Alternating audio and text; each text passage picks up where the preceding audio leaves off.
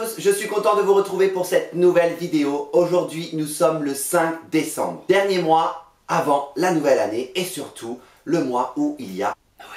Et comme c'est la période de Noël, j'ai trouvé utile de jumeler deux vidéos en une, c'est-à-dire de vous présenter les tondeuses avec lesquelles je travaille et en même temps vous donner des idées cadeaux pour offrir à vos proches, que ce soit pour le côté professionnel ou un côté personnel. Mais avant de commencer, comme d'hab, je vous invite à vous abonner à ma chaîne si ce n'est déjà fait et vous pouvez aussi me retrouver sur Facebook, Instagram et sur Twitter.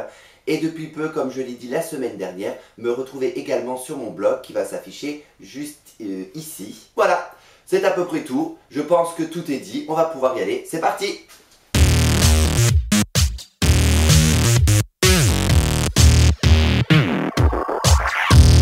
Pour commencer, un de mes derniers investissements, la tondeuse Wahl Legend de la série classique. Je vous invite à aller faire un tour sur leur page pour voir un peu toutes les tondeuses qu'ils proposent et toutes les gammes qu'ils ont aussi. Je vous mettrai le lien en barre d'infos si vous voulez y aller. Celle-ci, pour être honnête, je n'utilise pas encore beaucoup. Son point fort, c'est son moteur, puisqu'elle a une énergie qui est quand même assez impressionnante et un moteur qui envoie de la patate, surtout quand on a besoin de travailler sur des cheveux qui sont assez difficiles. Elle est fournie avec 8 peignes de coupe de qualité supérieure qui vont de 1,5 mm à 22 mm il me semble.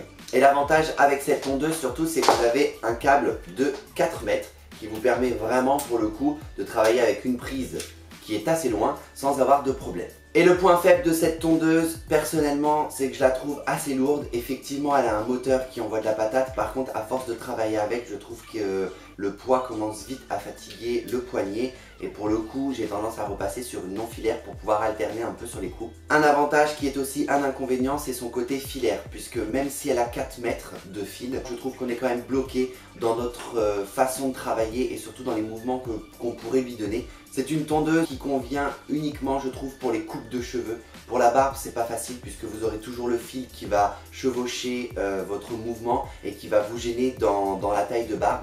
Par contre, pour les coupes, vous pouvez y aller sans souci. Honnêtement, elle vaut le coup. Le seul truc qui peut être agréable, c'est que j'ai vu sur internet qu'il existait une poignée sur laquelle on pouvait clipper la tondeuse pour pouvoir avoir plus de légèreté et surtout un geste plus précis. Deuxième tondeuse, la Magic Clip. Celle-ci fait partie de la série Pro Lithium. Donc comme son nom le dit, c'est une batterie qui est en lithium.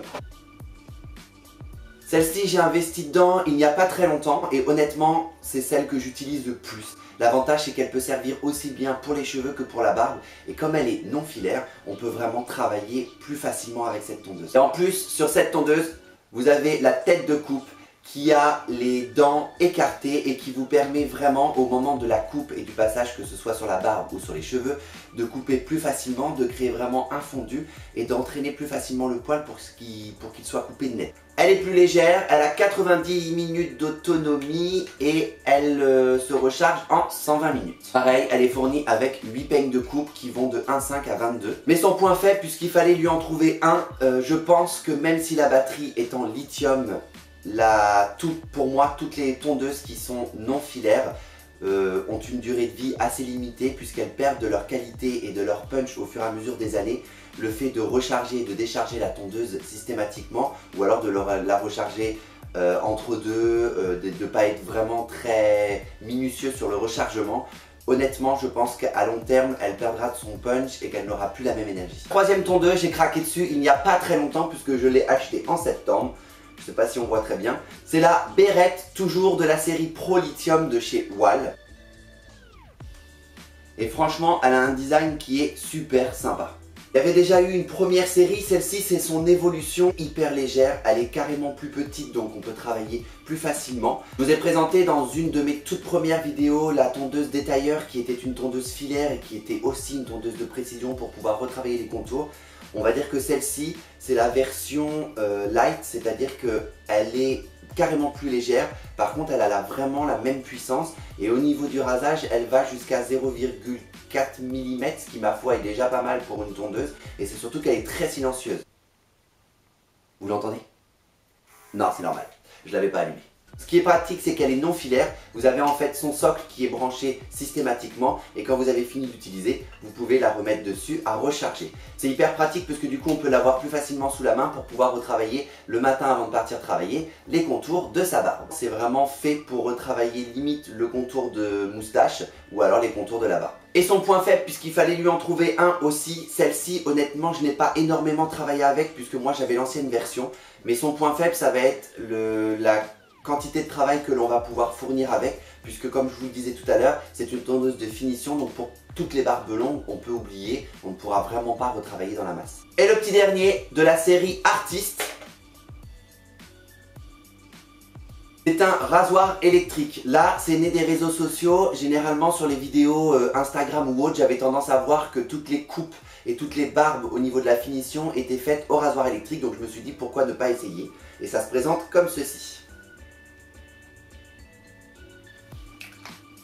Ce rasoir électrique est un rasoir de voyage. Il y a la version supérieure qui doit être à une centaine d'euros. Celui-ci, l'avantage, c'est son prix puisque moi je l'ai eu sur Amazon pour 16-17 euros. Il a une autonomie de 45 minutes et vu sa taille, honnêtement, c'est vraiment sympa. Le seul inconvénient, c'est que ça ne fonctionne déjà que sur une barbe très courte.